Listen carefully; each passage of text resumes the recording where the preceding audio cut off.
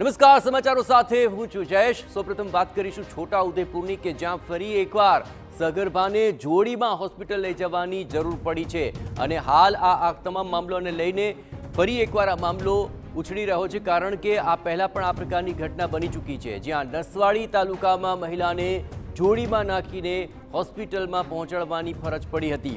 જોડીમાં નાખી હોસ્પિટલ પહોંચાડવાનો આ વિડીયો સામે આવ્યો છે કે જેમાં કાચા રસ્તા પર થઈ આ સગર્ભાને ઉંચકીને જોડીમાં આ રીતે લઈ જવી પડી।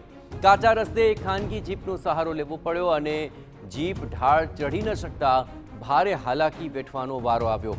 આ સગર્ભાને ઉંચકીને મુખ્ય રસ્તા સુધી લાવવી પડી હતી। અનેક ઘટનાઓ છતાં હજુ સુધી કોઈ જ પગલાં લેવાયા નથી। જી હા, આ પહેલાં પણ આ જ પ્રકારની ઘટનાઓ અનેક વખત સામે આવી ચૂકી છે, પરંતુ સૌથી મોટી વિટંબણા એ છે કે કોઈ કાર્યવાહી નથી થતી।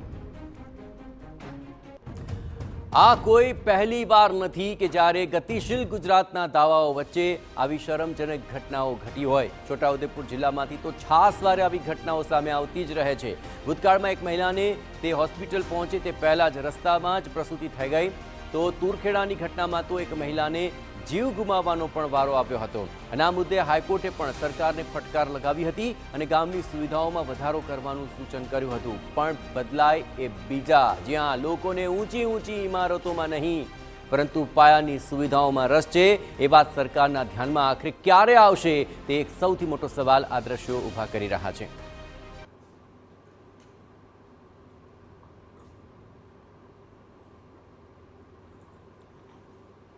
તો આજ ગામના અગ્રણી દાદુ ભીલ આપણી સાથે જોડાયા છે। દાદુજી, આ તમામ મામલે જોઈએ તો વારંવાર આ પ્રકારની ઘટનાઓ સામે આવી રહી છે, જીવ પણ ગયા છે, તંત્રને પણ વારે વારે કાન આંબળવામાં આવે છે પણ કોઈ કાર્યવાહી નથી થતી।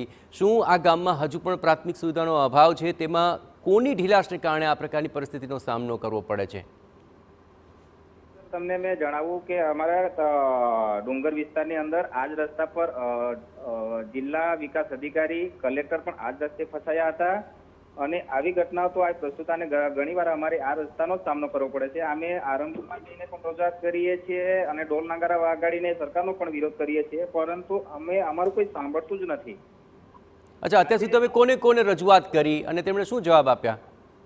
અમે આરંભી વાળાને પણ અહીંયા પણ રજૂઆત કરવા આવ્યા હતા, પરંતુ એ લોકો કેવું છે કે ટેન્ડર અમે બહાર પાડીએ છીએ પરંતુ કોઈ ટેન્ડર ભરતું નથી એવું એ લોકોએ કહે છે। પણ આ તો વર્ષો વીતી ગયા, 2 વર્ષ 3 વર્ષ નહીં, એ તો કેટલા વર્ષોથી અમે રજૂઆત કરીએ છીએ પણ કેમ ટેન્ડર નહીં ભરતા? પણ આ લોકો અમને જુઠ્ઠું બોલે એવું અમને લાગી રહ્યો છે। બિલકુલ, આ પહેલાં પણ આપે જે રજૂઆત કરી હતી, જવાબ આપને શું મળ્યા અને ખાસ કરીને કામ ન થવા પાછળ આખરે આપને શું કારણ સાચું લાગી રહ્યું છે? આ નેતાઓ આવે છે, અમને એવું વિશ્વાસ આપે છે કે રસ્તો બનાવી આપીશું, પરંતુ રસ્તો બનતો જ નથી। તો અમે તો વિશ્વાસ છૂટી ગયો છે કે અમને રસ્તો બનાવી આપે એવું અમને લાગતું નથી, કેમ કે અધિકારીઓને અમે પૂછ્યું ને આ નેતાઓ એટલે કયા નેતાને આપે રજૂઆત કરી હતી? નામ લઈને વાત કરો તો આપણને એ વ્યક્તિ સુધી આ આખો મામલો પહોંચાડવાની ખબર પડે।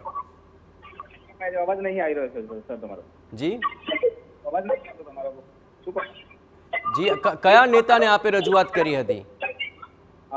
નેતાઓ જ્યારે ચૂંટણીઓ આવે ત્યારે સાંસદને જસુભાઈ રાઠવાને, અભિસિંહ તડવીને, આ નેતાઓને પણ અમે રજૂઆત કરેલી છે અને પણ આ રસ્તોએ બનાવી આપીશું એવું કહે છે, પરંતુ તે વખતે હતા તેમાં રસ્તો બની નહીં આપતા।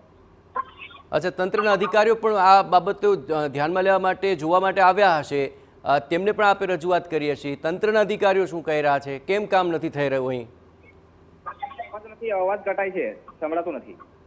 જી, આ તંત્રના કયા અધિકારીઓને આપે રજૂઆત કરી હતી? આરએમબી ના અધિકારીઓને અમે આવ્યા હતા અને રજૂઆત કરી છે, પરંતુ આને કીધું એમ જ જવાબ આપે છે કે અમે ટેન્ડર બહાર પાડે છે પણ ટેન્ડર ભરતા નથી એવું જ કહે છે। અચ્છા, અને કેટલા સમયથી આ પ્રકારની સમસ્યા છે આપને? બિલકુલ અવાજ નહીં આવતો તમારો, થોડો કટકટ અવાજ નથી આવતો।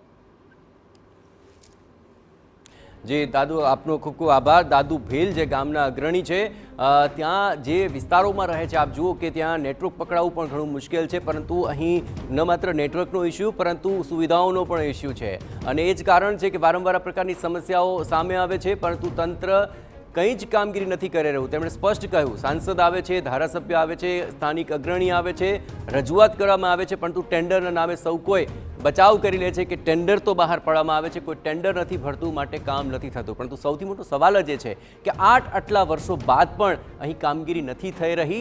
તેમાં ત્યાં સ્થાનિક અગ્રણીઓ, સ્થાનિક નેતાઓ, સાંસદોની ઈચ્છાશક્તિ નથી અને તેને કારણે આ પ્રકારની ઘટના સામે આવી રહી છે. આપ જુઓ, આ વિકસિત ગુજરાતનો આ એ ચહેરો છે કે હજુ પણ અંતરાળ વિસ્તારોની અંદર વિકાસનો વ પણ નથી પહોંચ્યો. કારણ કે અહીં જે પ્રાથમિક સુવિધાઓ અહીં મળવી જોઈએ, જે આ લોકોનો જન્મસિદ્ધ અધિકાર છે, તે પણ તેમના સુધી પહોંચાડવામાં નથી આવી રહ્યો. આપ જુઓ, કાચા રસ્તાઓ છે, એવા ઢોળાવાળા રસ્તા કે જ્યાં વાહન પણ નીકળી નથી શકતું, જીપ અહીંથી ચડી નથી શકતી રસ્તાઓ પર, જેને કારણે 3 કિલોમીટર સુધી આ સગર્ભા મહિલાને આ રીતે જોડીમાં બેસાડીને ત્યાં લઈ જવી પડી. અને સત્તાના આટલા વર્ષો બાદ પણ જ્યારે અંતરાળ ગામની અંદર વિકાસ ન મળે ત્યારે વિકાસના બળગા વચ્ચે કેમ પાકા રસ્તા માટે અહીં કામગીરી નથી કરવામાં આવતી? રસ્તા અંગે વારંવાર રજૂઆતો થઈ છે, પણ કામગીરી કેમ નથી કરાતી તેનો નક્કર જવાબ કોઈની પાસે નથી. ગામડાઓમાં જ મેડિકલ સારવાર મળી રહે તેવી વ્યવસ્થા આખરે કેમ ન કરવામાં આવી? કેમ આટલા દૂર સુધી મેડિકલ સારવાર લેવા માટે જવું પડી રહ્યું છે? તુરખેડામાં પ્રસૂતાના મોતની ઘટના બાદ પણ હજુ સુધી બોધપાઠ નથી લેવાયો. જ્યાં આ પહેલાં પણ આ પ્રકારની ઘટના ટીવીને ઉઠાવી ચૂક્યું છે અને કોર્ટ પણ સરકારનું કાન આંબળી ચૂક્યું છે. પરંતુ જુઓ, ફરી એકવાર આવી જ ઘટના સામે આવી રહી છે. આ સગર્ભા મહિલાને જો મૃત્યુ થયું હોત તો તેની જવાબદારી કોણ લે? શું ફરી એકવાર આ જ રીતે સરકારનું કાન આંબળવામાં આવશે? ફરી એકવાર કોર્ટ આ જ રીતે ફટકાર લગાવશે અને છતાં પણ પરિસ્થિતિ ઠેરની ઠેર જ રહેશે? જો આ પહેલાં બોધપોટ લેવાઈ ગયો હોત તો આ ઘટના અને આ દ્રશ્યો સામે ન આવ્યા હોત. પરંતુ દુઃખની વાત જ એ છે કે ગામડાઓમાં જ મેડિકલ સારવાર ઉપલબ્ધ નથી, દૂર સુધી જવું પડે છે. ત્યાં સુધી જવા માટે વાહન વ્યવહાર કે પાકા રસ્તાઓની વ્યવસ્થા નથી અને તેને કારણે આ લોકોના જીવ વારંવાર જોખમમાં મુકાઈ રહ્યા છે. ખાસ કરીને સગર્ભાઓને આ સૌથી મોટી આ તકલીફોનો સામનો વારંવાર કરવો પડી રહ્યો છે. અનેક ઘટનાઓ ઘટી ગઈ, પણ સ્થાનિક નેતાઓ, ધારાસભ્ય, સાંસદ ક્યારે કામ કરશે?